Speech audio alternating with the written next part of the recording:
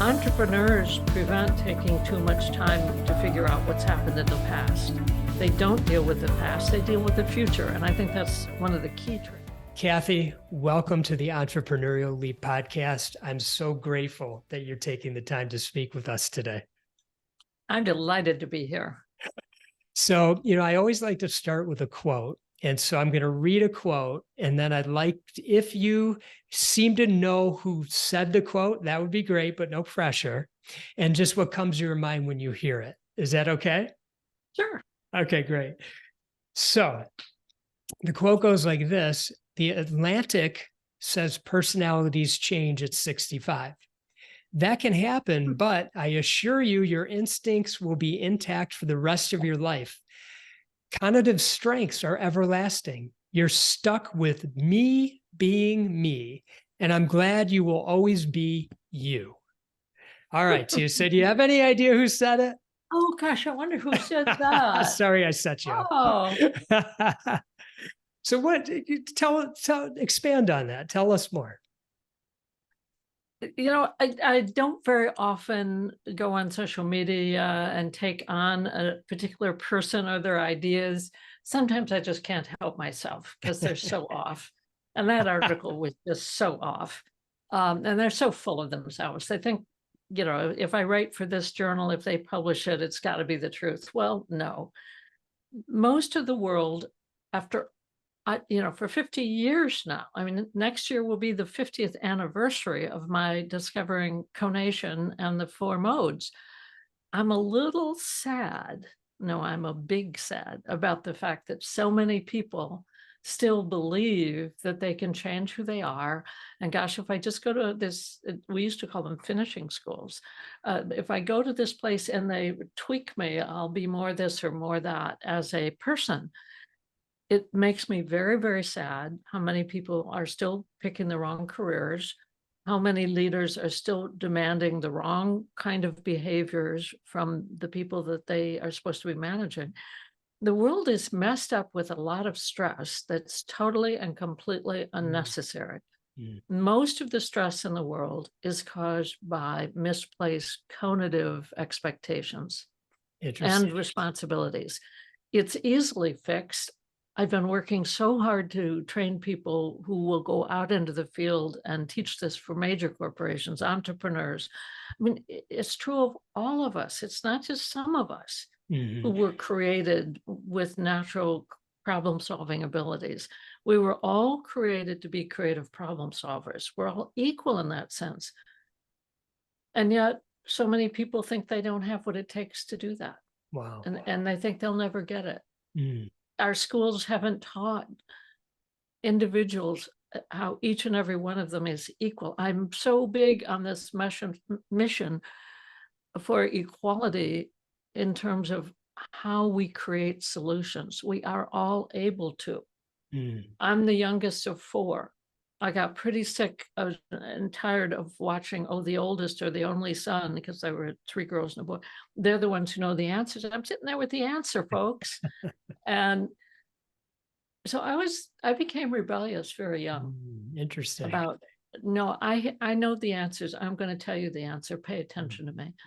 And I just took over so many things where I saw the wrong way happening. I got up in classrooms and stood in front of teachers and started talking to the students, ignoring the teacher and taking over the class. I did that in middle school. I did it in high school. I did it in college.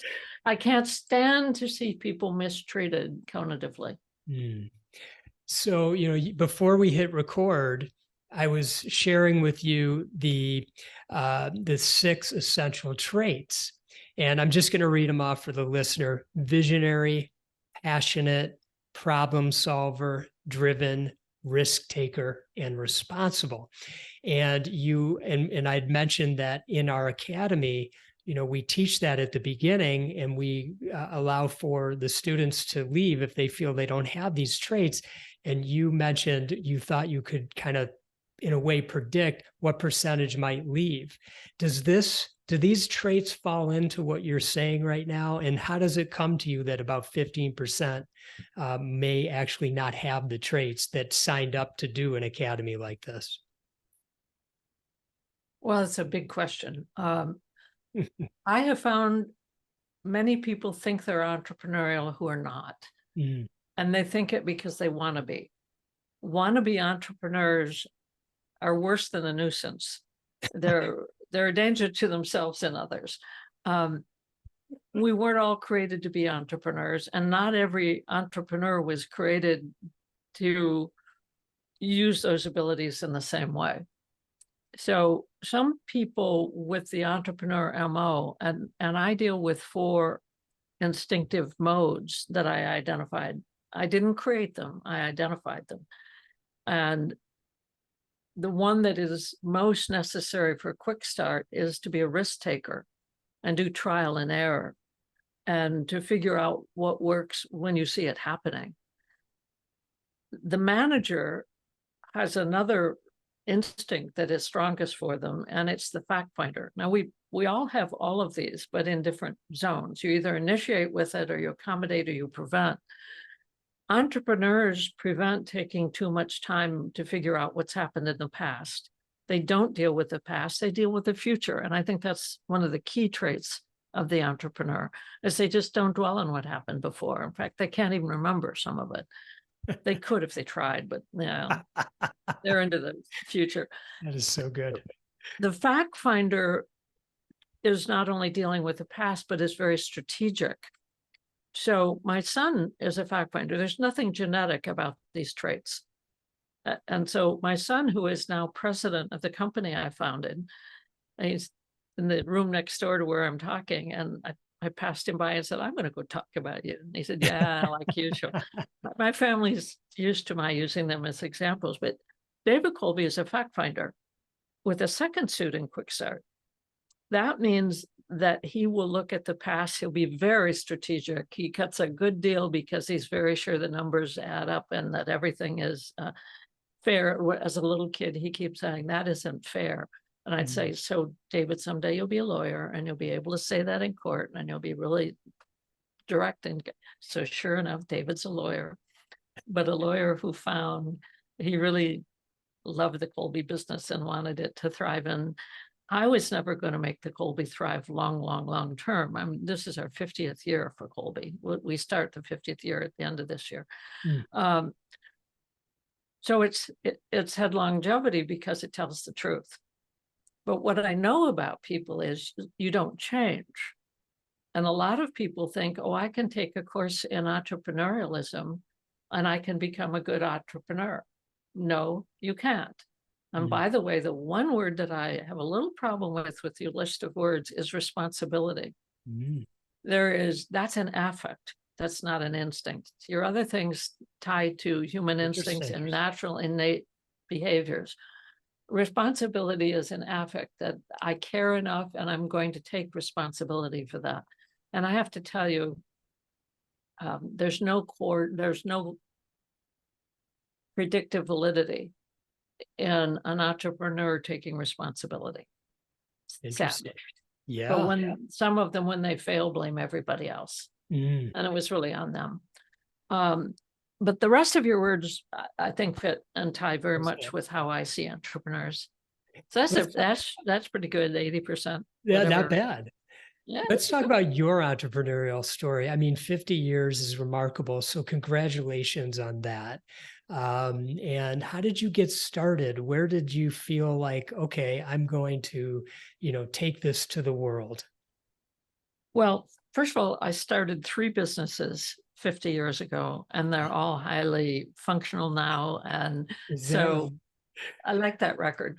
That's amazing. What made me do it? I'm the daughter of Wonderlic, of the Wonderlic personnel test. And the Wonderlic personnel test was, and still is, it's not an IQ test, but it's an intelligence test. In other words, it's not as accurate as an IQ test, but it will measure your working intelligence for office type work. Before I could read or write, was fence posting the results. It was my job as a little kid. Each item was one of 4 things, and so I learned how to fence post and build data. I can say I was a test analysis person before I could write my own name. I had a terrible, I'm very, very highly dyslexic, and proud of it. It's been one of the glories of my life to overcome the bad part of it and to use the good part, and there are good parts. But it took my poor mom weeks and weeks of tutoring to get me to write my own name. So having been there, done that in terms of doing the research when I didn't really know what I was doing, but asked a lot of questions. And we had one category for male, female, another category for age. And I found biases in some of the questions by both. And before I could read or write, I was arguing with my dad, your test isn't fair. I'm surprised they've fed me. I'm the youngest of four. I'm mouthing off, criticizing my dad's work. And by the way, I was an unwanted child and told that many times that they did not want. In fact, the doctor thought I was a tumor and was going to cut me out, but I kicked his hand and got rid of the knife just in time. So I've been kicking my way into the world and where I wanted to be since I was born. What was interesting to me was my dad found it amusing, courageous, and interesting that I would criticize him. He did not like it, but it amused him at the same time. And he said, he would argue with me and say, okay, you tell me why I'm wrong and how to fix it. And I would. And so I was learning about fairness, and I was learning about developing test questions before I could read or write.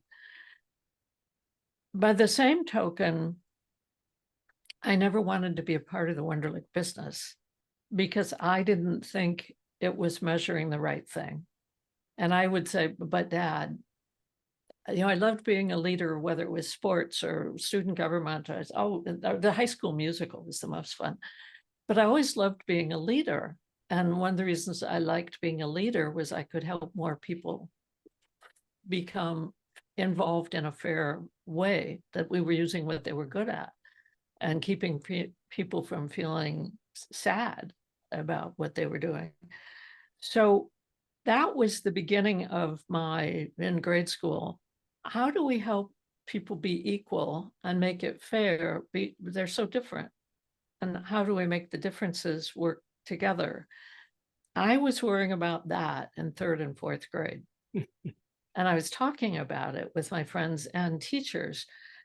And I remember in one teacher conference, the teacher said to my parents, Kathy can't stand it when things aren't fair, but she doesn't know how to keep quiet about it.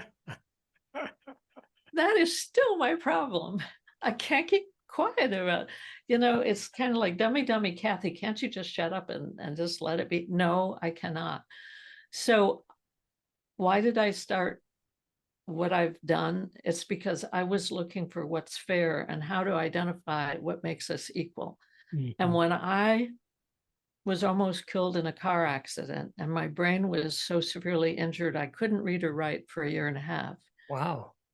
That's when I discovered the truth of conation, that there was a part of the mind. My brain was cognitively dead and they didn't know if it'd ever come back.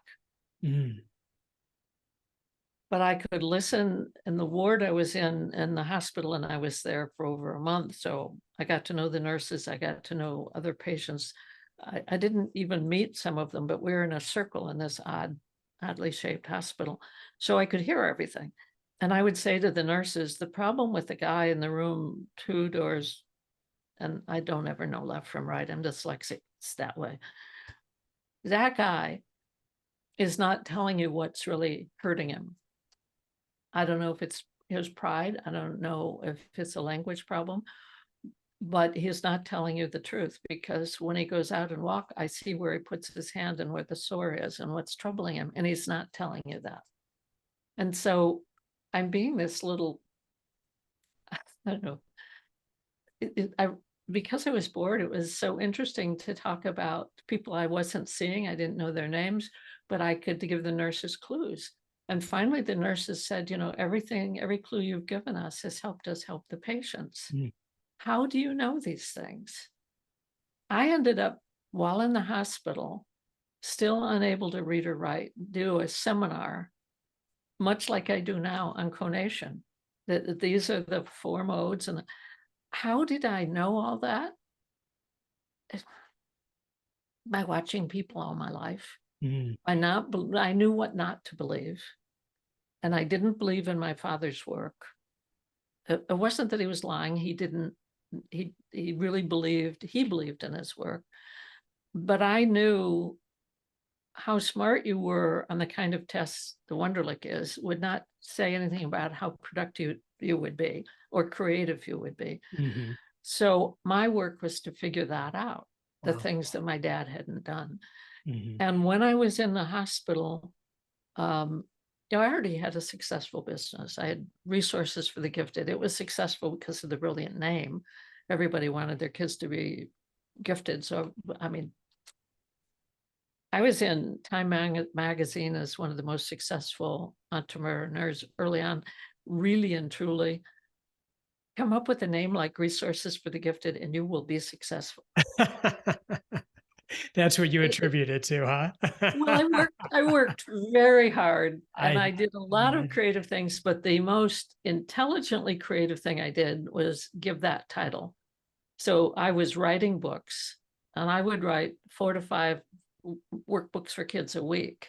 I kept coming up with new things and new things and new things because I'm a flaming quick start. Yeah. And I just have to keep doing new things and new things, but they all sold. Well, no, I'll tell the truth. I would send out a catalog to schools and parents and organizations, and I would list and describe all these books. And then I wrote the ones that sold. If they didn't sell, I never wrote them. Mm-hmm. So I did things like that any entrepreneur listening would identify with. Right. You have to get creative, especially in the startup stages, with a good name for the company, with not over promising. I only sold the books that sold. I mean, I only wrote the books that sold, and I would say the others were out of, what did I say? Out of stock. They were never in stock. But I think having fun and doing something purposeful and trying to make a difference in the world, those are the 3 things that helped me be what I became. Yeah. I hear so many things I want to allude to. I want to start with something that you said about you worked really hard. And we have a list of 8 must do's, and one of them is work hard, really hard. And so, what do you think about that? I love to work. Uh, I was really upset this weekend because I didn't have a lot of work to do.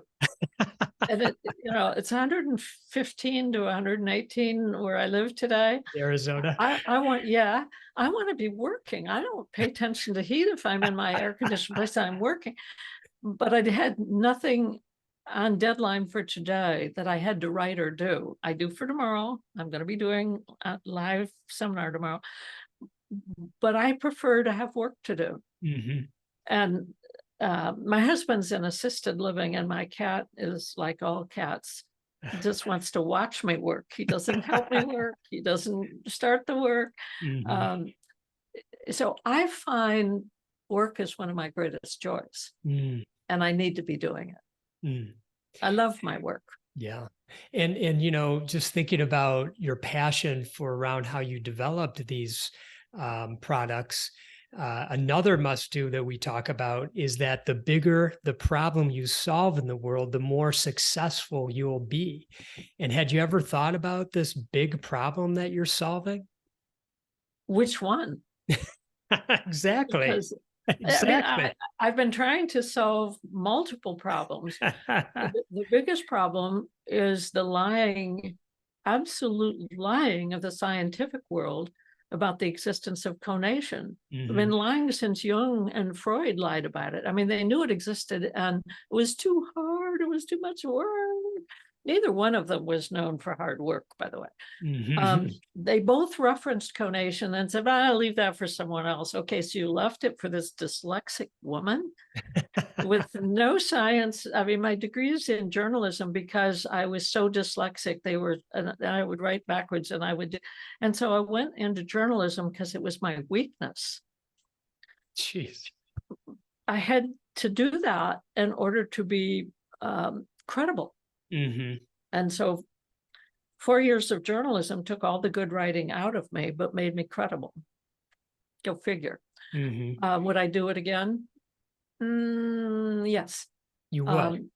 Well, because school was so boring, I started a major crusade with a student government association, and they were lying and cheating. And Tom Hayden, remember Tom Hayden of the Chicago 7, the communist? He was representing students, and I said, no, he's not. He's a communist, and he's older than the rest of us.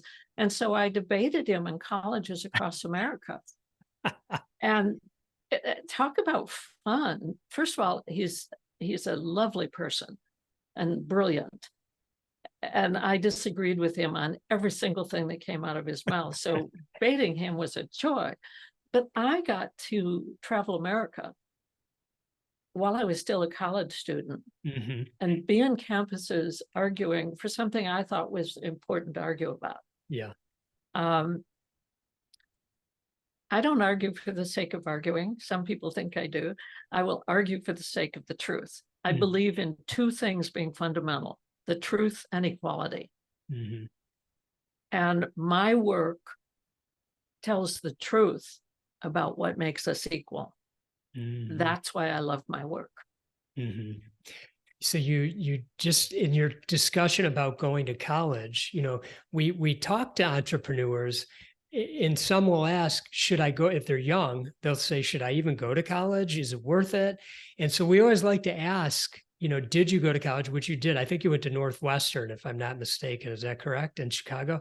And so what I just heard from you, but please build on this if you think it's necessary, is that the coursework itself wasn't necessarily the education that you received. It was everything beyond that. And It's that in almost itself was worth it. coursework. Say again?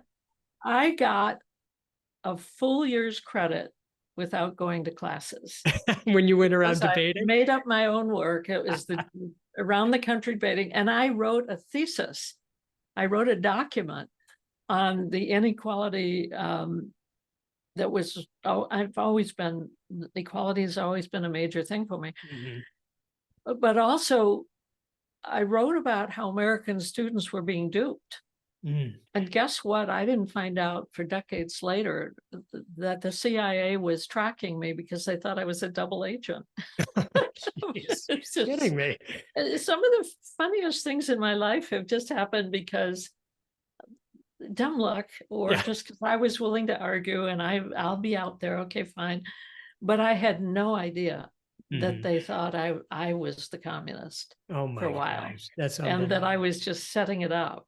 I mean, it's just there've been a couple books written about student activism Mhm. in the 80s, and that was me.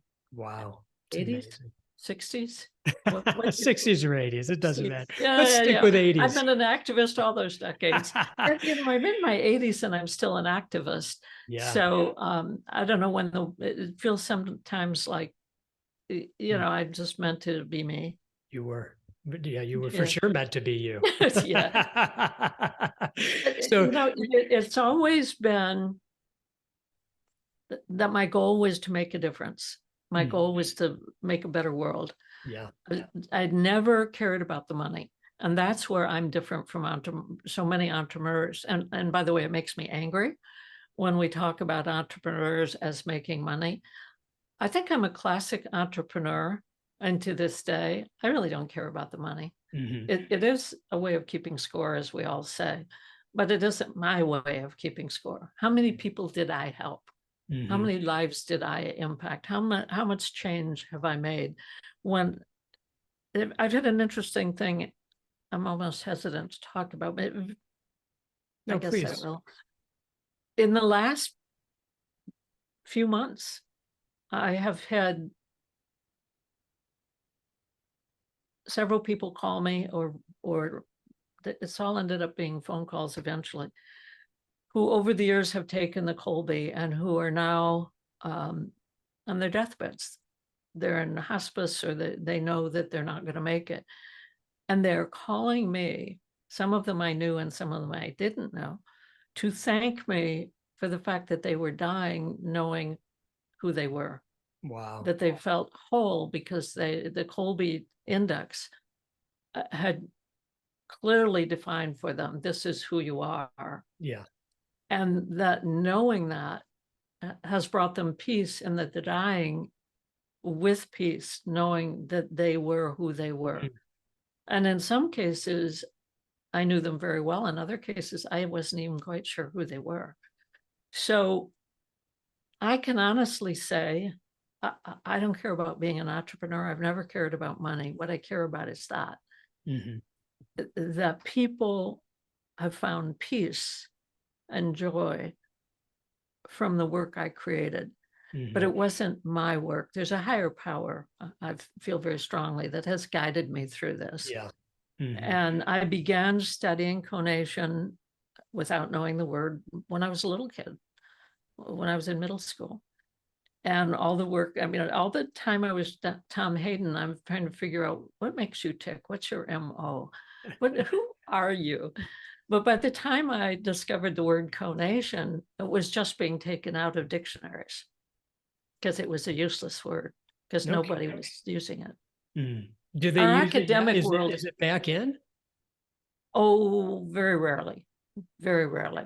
For the audience, explain it.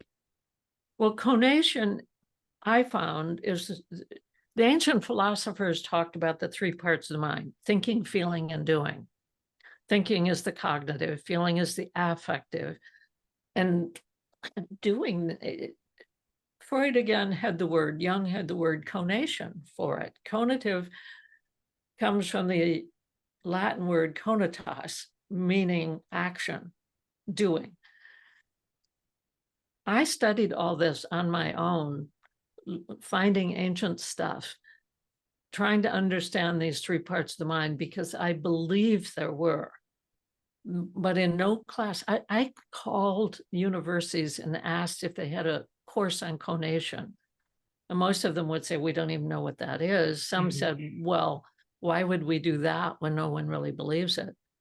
So I did a lot of research, and I did it with data, and I did it studying real people.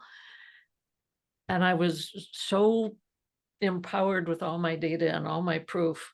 And one of my high school friends was the dean of the School of Psychology, whatever they called it, at Harvard. So I told him I was going to come to Harvard and show him my data, and wanted to talk to him about my work. And we'd been buddies. And so okay, fine. I'm not interested in what you're up to, lady. So I get there and I show him my work, and I have him take the Kolbe index, and he has some of his patients and coworkers take the Kolbe. And then he gets back to me, and then I'm back in Boston, and he said, Kathy, turn around and run as fast as you can run away from Harvard. So what did you see? What's wrong? And he said, what we saw is your work is the truth. And you know something we don't know, and you've proven the third part of the brain. You've proven it. That makes all of our textbooks wrong. It makes all of our lectures wrong. And he said, there's no professor at Harvard that doesn't want you to die. Jeez. I mean, you are the most powerful negative in their potential future. Wow. They don't want to admit they're wrong. They don't want to correct themselves in their lectures. They don't want to have to write new theory. So you are a serious problem here. Get out, because they will destroy you. Jeez. Yeah. Amazing. You know, you shared this story a moment ago about the people that had contacted you that they were on their deathbed. And we talk about, for entrepreneurs, there's the story of the dream. And like, to me, that sounds like a dream after all these years, 50 years being in business, that somebody would come back to you at that point in their life. Some people that don't even, that you don't even know that well or well at all, and come back and share that with you. It's such an impact. But we also always like to hear the story of what we like to call the nightmare. And so in your time in business, 50 years, I got to imagine you'd have one or two stories that were kind of like the nightmare story. Oh, folks, trademark, copyright, Oh, mark, oh, copyright. My nightmares were when people stole my work and put their names on it. wow. Jeez. And I went through hell with that. I ended up in the Ninth Circuit Court. That's just below the Supreme Court. I paid over $100,000 in legal fees to try to protect the Kolbe index. And the guy who ripped me off had been in my training classes. He'd gone through the training on how to use my work. And so he set this up. In court, it went for weeks and weeks, a trial that was very long. And at the end of the trial, they still hadn't called me. They'd interviewed all kinds of people, and they were trying to prove that my work was fair game, that anybody could use my work.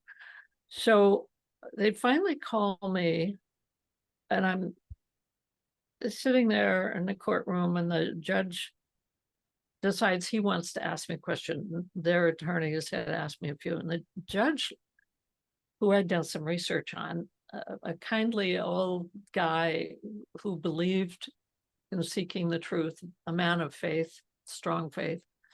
And he said, "Miss Kolby, is your work fact or fiction?" How do you think I answered that? Fact. If I say fact, it's public domain. Facts are public domain. I can't own them. Oh. If I say fiction, you wouldn't be interviewing me. Kathy made this up and she admits it. Oh, geez. A lot of people think I made it up. Interesting. I never sold a single index. It took 10 years of research with extensive data before I sold the first index. 10 years. And he's asking Listen me to that, entrepreneurs. 10 years. I did 10 years of That's research. passion. It's passion, and it's and I was single parenting 2 kids during most of that time. So back to the story. So the judge asks you, is that fact or proud? I'm sorry. I'm proud of several things. Certainly the truth of my work. Yes. But my kids. My son is now president of Kolby Corp. Yes, David. And David Kolbe is a brilliant lawyer and a brilliant CEO. And so I got payback for all that time that I struggled to keep this business alive. It's fun. I'm down the hall from where he's working right now. So nice. It's just such a joy to have my son running this business. Imagine. And me not having to run it, because it's no more entrepreneurial. It's a fact finder job now. That's right. But let me answer the question: is it a fact or fiction? I turned and looked at the judge eyeball to eyeball. And I said, "Sir, my work is neither fact nor fiction. It's the truth." Ooh, that's good. Yeah. And what did the judge say? Maybe I'm severely dyslexic. I'm ADHD. I got all these, I have to go to, I'm really a dummy in so many ways. But when I need it, I'm a creative problem solver. And in that case, all of you entrepreneurs listening out there know, I didn't know what I was going to say. I just said it. Yeah. And it was the truth. The truth is, it's the truth. And the judge looked at me, he closed his book, and it was clear he was done. He knew he had all he needed. And in his decision, which was for me, he quoted me and said, "This is neither fact nor fiction, it's the truth. Wow. And only Kathy Kolbe owns her own truth."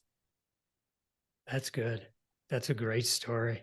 Yeah, it's sometimes what you don't think about, Yeah. Yeah. that sometimes our greatest wisdom just comes from saying the truth. Mm-hmm. That one other must do that's coming up for me is, and I imagine this happened, and I'm picking up on different, cues to it as you speak, is that we need to take criticism and doubt with a grain of salt. And, how did you navigate that as you were, growing your businesses? Because I imagine I did not take it with a grain of salt. you didn't. No, Did it motivate you?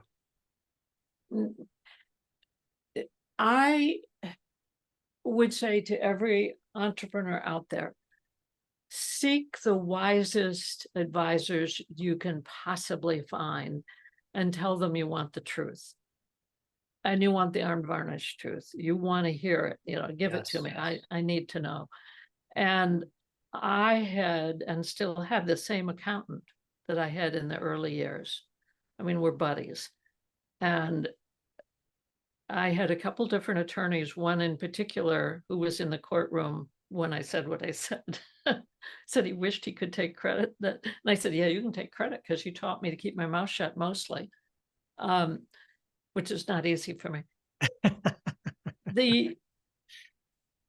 The fact I had brilliant advisors, there were so many times. I had a time when 5 of my employees, I called them the Gaming Up 5, were hired by an outsider with a promise that they could take over the business, take it from me, and he would lead it and they would become rich. Kathy didn't know how to make money. Everybody knew Kathy didn't care about making money. She wanted to make a difference. And he said, you can make money off her work. We just need to get rid of her. And the company almost failed to get through that because 3 of them were managers. Yeah. And they were stealing all kinds of things from me, my intellectual property, financial security, etc. I made the decision I couldn't close down the business because one of my employees was a handicapped minority who would have no other place to work.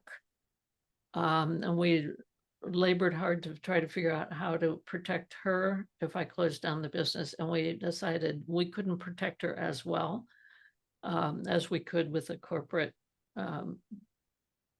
programs we had. So I said, okay, we will close the office. And my advisors and I met in a car parked in the grocery store parking lot to have our meetings because we knew they were probably finding ways to tap into what we were saying. And I ran the business from a car in the grocery store parking lot for several weeks. And my advisors would meet me there. Jeez. And together we figured out how to keep the company alive. Amazing. And the 5 people ended up making a mistake or two, which people of ill will who think they're really smart enough to harm someone like us who are truth seekers. And it's a lot harder to find the truth than to steal from people. So they don't have the cognitive testing that you and I would have. Yeah. And my advisors were brilliant, and we caught them all. No kidding. Well, we caught them because they started sending texts. At the time, it was not text, it was faxes. Faxing.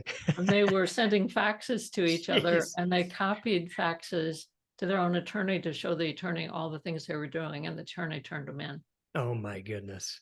Yeah, he said, this is not right. What a story. But I had to fight a lot of bad employees. Mm-hmm. You have to be, I trusted everybody when I started in business. Now I know we can't do that. Mm-hmm. You just can't do that. You got to be very watchful. Yeah. So then I set up traps. You mentioned, you're a visionary. Do you see yourself as that way? I don't know if you've used that word. I don't use that word for myself. It's not my vision. I Okay. mean, this maybe sounds corny, but How it's, about an idea person? oh, yes. Yeah. Okay. So let Yes. me refer to you in that way. I'm definitely an idea person. So as an idea person, was there a point in the business where you brought in sort of like a complementary counterpart? So you could be the idea person and the complementary counterpart would run the day-to-day operations, which I imagine that's what David's doing right now. But was there ever a time before David?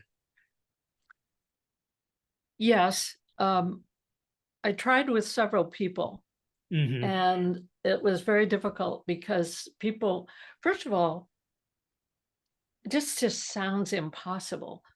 Men would not want to interview with a woman. And Yes. the men who did mostly were doing it. And one who interviewed very well, and I said, I like what I hear you say, and I'd be interested in hiring you. Would you be interested in taking a job? And he said, no. I said, well, then why are you here? He said, I'm here for the experience of being interviewed by a woman. I just couldn't imagine what it would feel like. Yeah, yeah, yeah. I mean, it was so hard Different to times. hire men. At first, Kolby Corp was all women employees Is that because right? no man would interview with me. Mm-hmm. And then Time magazine did a cover story on me, and suddenly I had some credibility. Makes me mad that something like that gives you credibility. But it did, and it helped me hire Kathy, some. you're a trailblazer. I am a trailblazer. Someone's got to cut the path on the way, and you're one of those people. And I got lost because I'm dyslexic. I love when someone said you're a trailblazer, and I said yes. And you can go down all the places I got lost, and you'll get lost too if you follow me. Do not follow me on all my paths because I've gone down some Yeah. really strange paths. But one thing I find interesting, and you mentioned it at the beginning, was that although you had trouble finding kind of like a counterpart, with David there now, he seems like the perfect counterpart because I notice a sense of, in a way, maybe it's not the right word, but relief.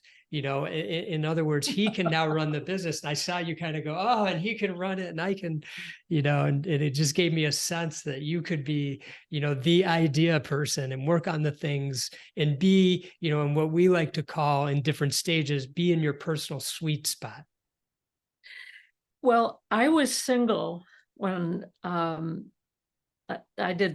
was married for the first part of the business. And one of the reasons I became single is my husband didn't believe a woman should be running a business, didn't believe I should be an entrepreneur, I should stay home and take care of the two kids who were very competent.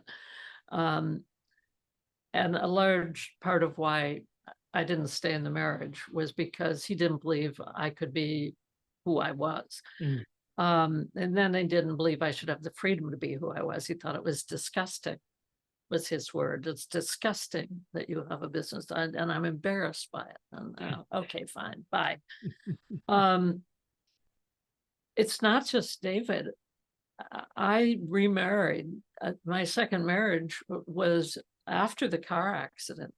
I mean, this guy who I was going to meet before the car accident to go with me, there was this thing, Phoenix 40, which is supposed to be the top 40 executives in town. Yeah. And guess what? I was the only woman invited, and I had to find a man who could, deal with that. And there was this guy that I was in, yeah, he can deal with them. And so I married Will Rapp. And we got to know each other because when we were first supposed to meet was the day of the car accident that almost killed me. And I was in the hospital for over a month. The doctor told me I would never work again. And when that upset me, he said, why do you care? You'll get insurance and you'll be fine. And I said, you don't understand. I have to work. I have to do it. And so it's a long story, and it could be a book, how I recovered, because I had such severe brain injuries, I could not read or write for a year and a half. And I'm an author and a publisher. The hardest work I've probably ever done is retrain my brain to read and write, because I had to do it on my own. Mm. There was no doctor who believed in me. No doctor ever, they all told me I would never work again. And I could get good, so I could get probably enough money from insurance that I would be okay. And I said, I don't care about the money. I have to work. Anyway, when I got back to the office where I had 32 employees, when I went back after, it was a little over a year, there were only 3 people in the office. And one was my accountant, one was my personal assistant, and the other person was cleaning up in the back. I don't know what gave me the gumption to go back in there and start from scratch. But I did. And I know people were watching me. Some journalists were writing about me that I didn't know at the time, local journalists. But the people who needed my work were still out there. So I put out a catalog with the same as I'd always done. And if they wanted it, I'd figure out how to. And so I dictated. I couldn't write, but I dictated books. And I went back into business. But the business was never the same. Because now I had to start, I knew about conation. I discovered the truth of conation the week before the car accident, because my dad died. And I didn't ask for any money. I didn't get any inheritance. All I got and all I asked for were the textbooks in his office in our home. And when those books came, it included a thesaurus, this paper with covered thesaurus, but I remember him using it and I'd used it. And I'd been working on the will. What is the will all about? I had to understand that more. Again, this is before the car accident. But they'd been trying to steal from me all along, and I'd had to be willful to keep it together. I looked up the will, and under will in the real thesaurus, in Roget, not the one made up by Americans, it's alphabetical. The real thesaurus, under will is the word conation, volition, will, and conation. I decided I'm going to figure out what conation is. And 3 days later, I was in the hospital with brain damage. But I spent all the time in the hospital trying to understand, am I using my thinking? No, my brain's gone. I can't read or write. But I was willfully, they would tell me, they'd put me in water, leave me alone, but tell me, just lie there. We want you to be in the water where you have less pain. The minute they'd go, I'd start moving everything I could move and trying to build my muscle strength. And I knew what I was doing was conative. It wasn't cognitive. It was conative. Amazing. It wasn't emotional. It was conative. So it was while I was in the hospital recovering from severe brain injury from a car accident that I learned the truth of conation. And once I knew it was true, I wasn't making it up. I wasn't reading it out of a book. I personally experienced the power of conation. That's what changed my life. It's a great story. Very inspiring for especially anybody, but the listeners, the early stage entrepreneurs, and how you turn this situation that you had into your life into, a life's work. I never thought of myself as an entrepreneur. I thought of myself as responsible for communicating with the world, particularly children and parents. Read these books, do this creative problem solving. You will find it doesn't matter that you don't get A's. You are a creative problem solver. I was trying to reform education. I was using the materials I was writing, now dictating, to tell people you have what it takes to be a creative problem solver. And that's more important than IQ. That's more important than any other way you could achieve. If you have creative problem solving, you decide what you want to do and you'll be able to do it. So good. Thank you, Kathy. Kathy, is there any last words that you'd like to share with our Before I croak? What is Wonderful. this? Well, we know you have an amazing sense of humor. That is for sure. Well, let me say this. I think my humor has been one of the most important things about me. I have a pretty sad personal story about my life and how I've been ripped off and cheated and denied, but I've always found humor in it. I've always found that the people who thought they were harming me had no idea how often I laughed at them, about them. Have I ever written a book about it? No, because I don't know how to write it funny. I've never tried. I can say it and people laugh, but the truth is I'm a weirdo. There's nothing about me that's ever been normal. I could tell you story after story. I have no talent for music. I can't sing well. My sister was a fabulous singer. Trying to dance because of my dyslexic. After the first dance class, the teacher asked my mother in front of me to never bring me back because she'd be saying turn to the left and I'd turn to the right and mess up the whole thing. She said, we just can't have her here. I wanted to play the piano and the music teacher said she can't look up at the music and then down at the keys. She loses all sense. It doesn't work. Kathy will never play the piano. So I became the director of the High School Musical. Of course. Voila. I mean, There you go. I would say to my children, my grandchildren, everybody listening to this, anybody I can say it to, never say can't, because there's always a sneaky way you can. But sometimes you got to get really creative and use your creative abilities to figure out, I didn't want to do that anyway. What can I do that I really want to do? There'll be lots and lots and things you never thought of. I mean, I never thought when I was a school kid that I would be a publisher. I never thought I'd be a theorist. I never thought I'd be a brain expert. Well, I know more about the brain than most people studying the brain. But I don't go around saying, oh, I'm a brain. Yes, I am a brain expert. And if you want to know, I'll help you. But I want to have more fun than being around brain experts. I mean, I haven't found them much fun. That's a good way. So I choose to be around entrepreneurs and media people and interesting people selling Kolbe indexes because we all have a good time together. I don't think if I was working in brain research, that would be. No, you would be having that kind of fun.